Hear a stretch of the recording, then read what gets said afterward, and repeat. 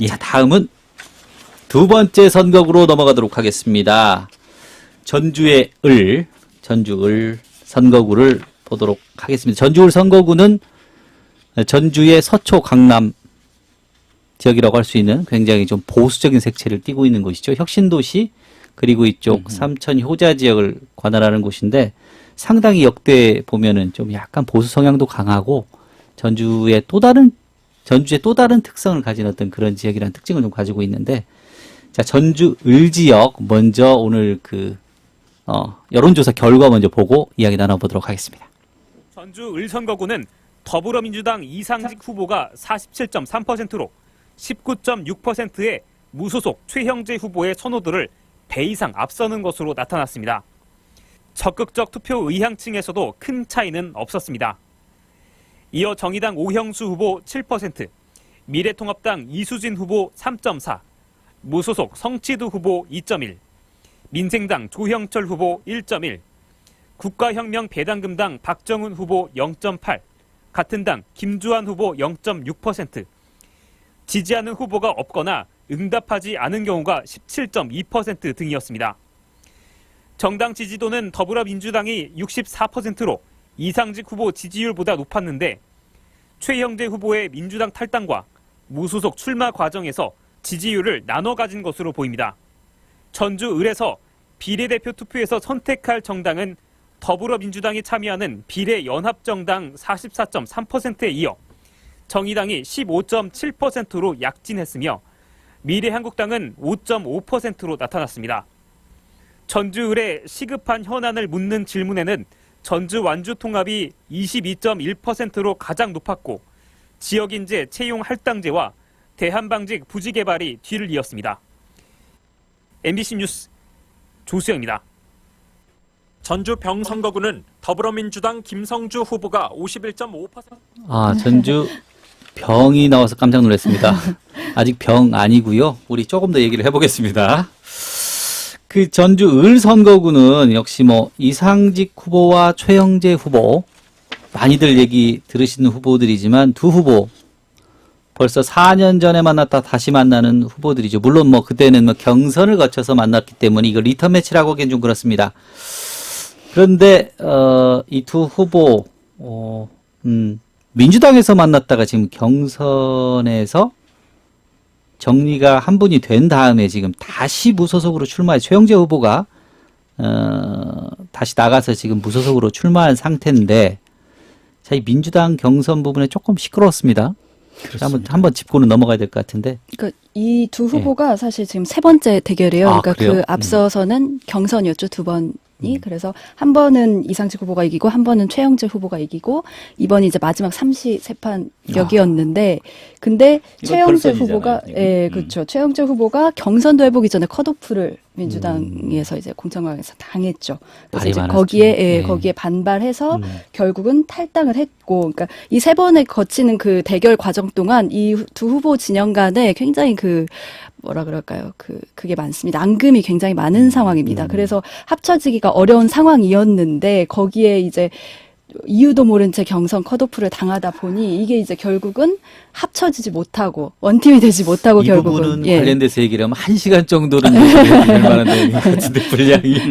자, 어떤 부분들이 좀 그 문제는 조금 한번 짚고 다음으로 넘어갈 수 있도록 하겠습니다. 이 민주당 경선 그 당시에 이상직 최형재 후보 만났었는데 어떤 부분들이 조금 문제가 있었는지 한번 짚어주시려면 가이드라인부터 가이드라인 어떻게 보십니까? 그 당시에 가이드라인 보면은 두 후보 중에 최형재 후보 갑자기 컷오프가 됐는데 이번 총선에 되게 독특한 게 뭐냐면 그 전에 같으면 어떤 후보가 어떤 케이스인 경우에 안 된다라고 하네. 네, 제외시킨다는 분명히 가이드라인 기준이 있었는데 이분 그걸 못 봤어요. 맞습니다. 그게 없었고 이게 결정적인 거죠. 예를 들자면 그 후보가 도덕적으로 어떤 흠집이 있는 것인지 등등 또 무슨 형사처벌을 받은 게 있는지 등등 이런 게 있잖아요. 범죄 경력이랄지 이런 게 있을 거 아니에요. 이제 그런 이야기들은 쭉 사실 있었던 건데 이번에는 이제 그런 이야기들이 이제 없는 거고 그리고 실질적으로 선거인단하고 일반 시민들 50대 50으로 나뉘어서 지금 그렇게 지금 했었던 거 아니겠습니까? 이제 결론이지만 놓고 보니 최영재 후보가 이제 컷오프를 지금 당하고 말았지만 실질적으로 컷오프를 당한 이후에 또 최영재 후보 쪽에서는 이상직 후보에 대한 일종의 좀 좋지 않은 선거와 관련된 좋지 않은 비리가 좀 있다라고 하는 이제 그런 또 제보들도 하기도 하고 지금 여러 가지 지금 난맥상들이 여기에 지금 얽혀져 있는 거 아니겠습니까? 그럼에도 불구하고 어쨌든 결과적으로 이상직 후보가 최영재 후보를 지금 누르고 지금 올라간 것이죠. 그런데 누르고 올라갔지만 경선을 통해서 누르고 올라가는 것이 아니고 일방적으로 지금 중앙당 차원에서 지금 컷오프를 시킨 거 아니겠어요? 그러니까 당하는 사람의 입장에서는 내가 왜 당했는지도 조차도 모르고 그리고 말 그대로 옮기자면 4년 동안 열심히 시험 공부를 했는데 시험장도 못 들어가 보고 시험도 못 보고 지금 컷오프를 당하는 심정이다. 뭐 이렇게 지금 울분을 지금 토했던 거 아니겠습니까? 심정적으로 충분히 지금 이해가 됩니다. 어쨌든 그런 여러 가지 문제들이 있는 거고 설사 이런 제도 속에서 또 하나 짚어야 될 것들은 권리당원과 일반 시민들 사이에 그 받는 그 전화를 지금 받는 그 과정 속에서도 중복으로 받을 수밖에 없는 그런 메시지를 갖다가 글쎄 모르겠어요. 정확한 의미는 이제 뭐 모르겠지만 어쨌든 그게 충분히 그런 게 있을 법한 내용의 또 문자 메시지들을 또 대량 살포하고 뭐 이런 이야기들이 지금 있었잖아요. 고소고발전까지는 안 갔으나 마지막에 그렇습니다. 최영재 후보가 잠시 거기서 살짝 구겼죠. 고소 고발은 않겠다라고 했으나 나온 내용을 보면 이게 그렇죠. 사실 지역에서 보면 몇 명 안 되는 분들 중에 문자가 갔으면 권리당원분들이 직접적으로 전화에 대해서 열심히 받죠. 일반인들 같은 경우는 굳이 잘 받으려고 하지 않습니다. 이제 권리당원들한테 보낸 문자에 1번이면 뭐 권리당원, 2번이면 일반 시민입니다. 예. 근데 끝까지 받아주세요. 근데 거기서 그 문자에 그걸 받아서 꼭 찍으세요. 그렇죠. 하는 이게 법적으로 문제가 다르죠. 되는데 이런 그 문제가. 부분을 살짝 비켜간 부분이 있어서 이건 뭐 그냥 넘어갈 수는 있는 부분이긴 하지만 그래도 민주당 경선 시스템에는 분명히 문제가 있었다. 더더욱 놀라운 사실은 최근에 지금 발표를 했잖아요. 민주당 중앙당에서 발표를 했잖아요. 지금 그 이상직 예비 후보가 전국에서 최다 득표를 했다고 지금 이렇게 지금 이야기를 하고 있어요. 지금 이런 이야기가 놓고 보니 방금 전에 우리들이 했었던 이야기가 뭐 이게 음모론적인 그런 입장이 또 될 수도 있고 아닐 수도 있겠지만 혹시 그래서 그렇게 되는 건 아니야라고 하는 사람들은 또 그런 생각들을 가질 수 있겠다 뭐 이런 생각들이 좀 들어요. 그래서 좀 뒷맛이 개운치 않다. 뭐 좀 이렇게 일단 말할 수밖에 없네요. 혹시 전에 뉴스원에서도 그런 꽤 좀 됐죠. 지금 1월 중순에 한번 네. 여론조사 결과가 나온 적이 있었어요. 그죠? 네, 그렇죠. 그때 이제 민주당 후보 적합도를 따졌을 맞습니다. 때, 뉴스원. 설 전이니까요. 최형재 후보가 29.3%, 이상직 후보가 28.6%로 접전이었지만 최 후보 쪽이 조금 앞섰었거든요. 그래서 그런 부분이 좀 더 억울한 면도 있지 않을까. 두 달에 많이 변화가 있었네요. 그렇죠?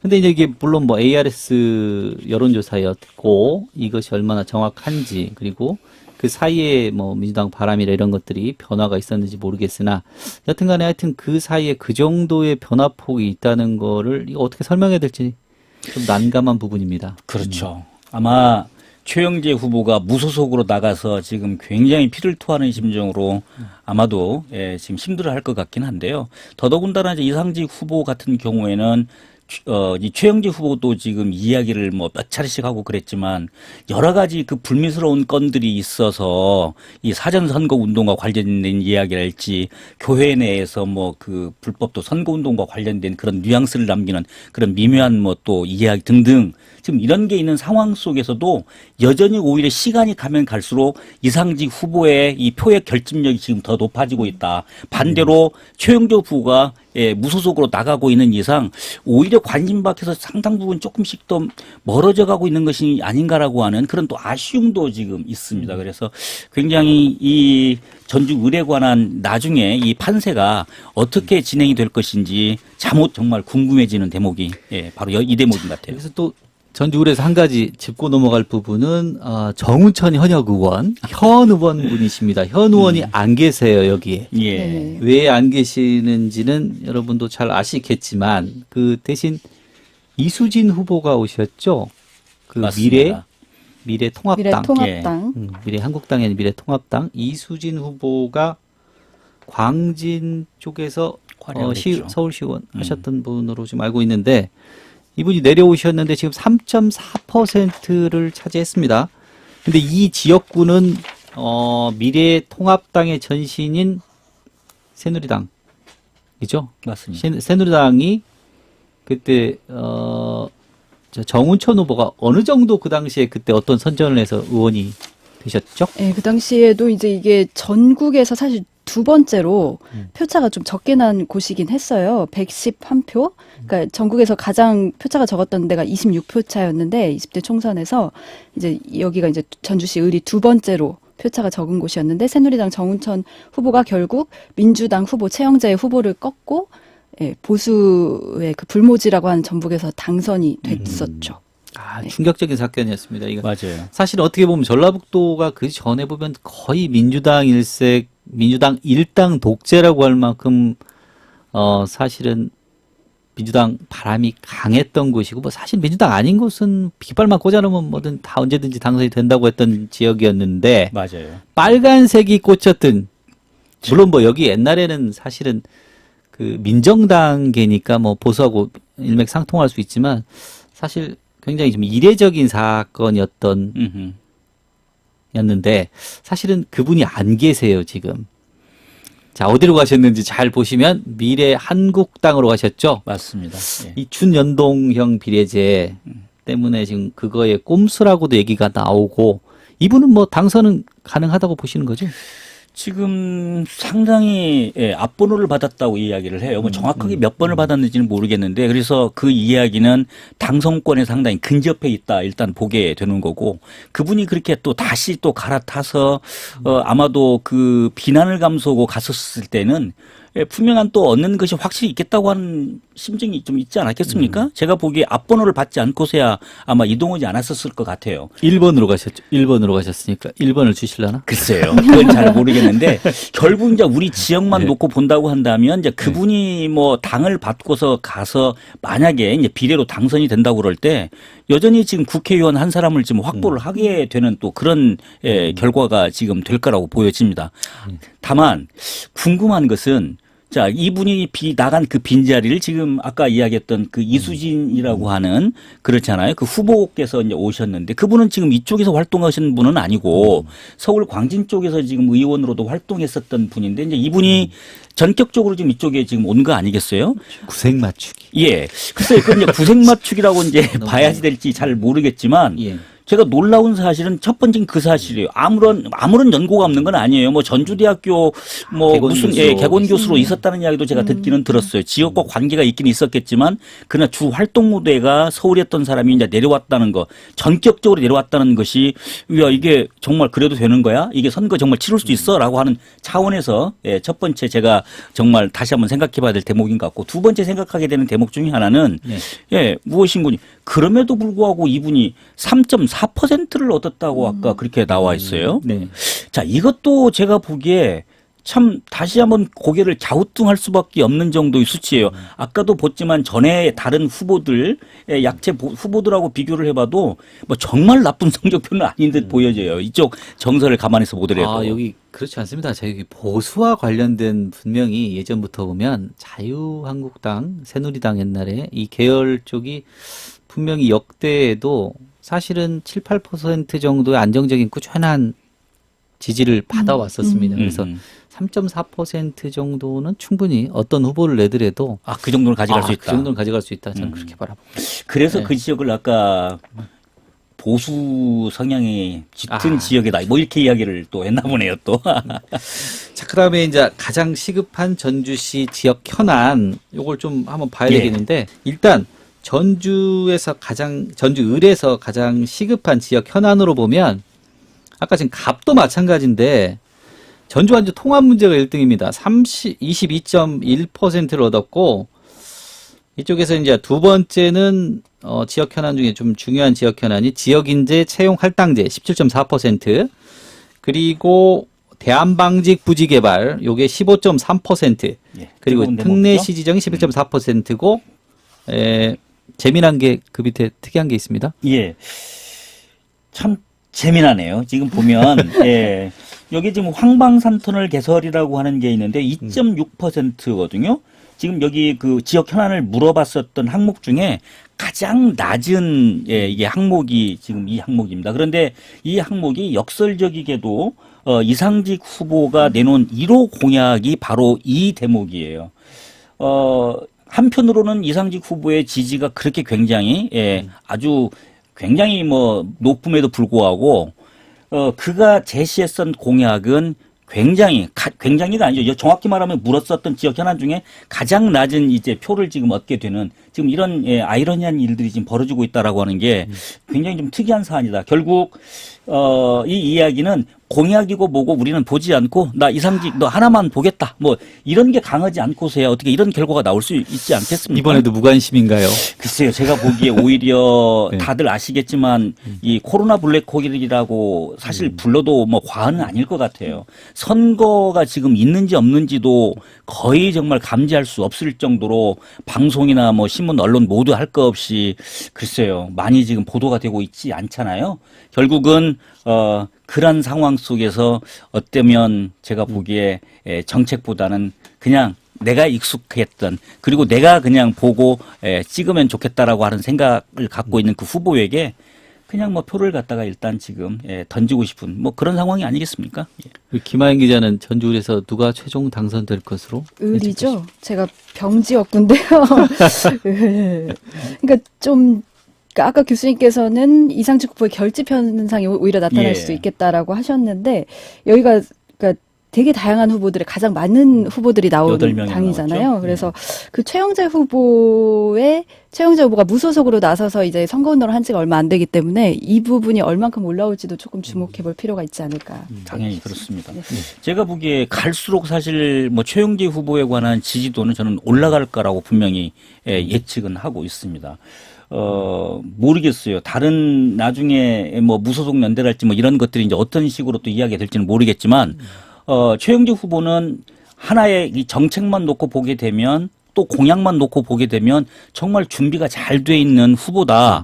예, 이렇게 지금 이야기를 할 수가 있어요. 제가 보기에 그런 점에 만약에 사람들이 조금 주의 깊게 봐주고 그리고 또 귀를 조금 열어 들어준다고 한다면 지금보다는 훨씬 많은 또 정말 지지를 또 받지 않을까 이런 생각이 듭니다. 제가 한 가지 말씀은 또 무소속들에게 된 청천벽력과 같은 이야기이긴 한데 그 지금 제가 관련된 리포트를 하다가 이것도 조사를 하다가 나온 건데 사실은 15대 국회부터 15, 16, 17, 18, 19, 20까지 5회 20년이죠. 20년 동안 총선을 싹 훑어봤었는데 무소속 당선자가 매우 없습니다. 단 4차례가 있었습니다. 단 4차례. 15대 총선에서 이강래 후보가 그 당시에 조찬영 그 당시 여당이라고 붙었는데 그때 무소속이었고 유성엽 의원이 2번 됐죠. 2번. 예, 맞습니다. 17, 18 때인가 2번 연달아서 무소속으로 당선이 됐고 그 당시 이무영 후보가 한 번 된 적이 있습니다. 그러니까 딱 4번입니다. 그러니까 10개, 11개 선거구씩 그때 보면은 54개 선거구 중에 4개인가 뭐 이래서 제가 계산해둔 기억으로는 7.8%. 무소속이 당선될 확률은 7.8%입니다. 이거는 뭐 역사가 얘기해 주는 건데 7.8%면 지금 10개 선거구니까 10% 안 되지 않습니까? 그렇죠. 한 개 선거구 이상 되기 아니 한 개 선거구도 되기 어렵다는 건데 사실 모르겠습니다. 이번 선거에서 어떻게 적용이 될지는 조금 더 지켜봐야 될 것으로 일단 보이고요. 일단 전주 을은 살짝 접고 우리 최대 관심사인 전주 병으로 한번 넘어가 보도록 하겠습니다.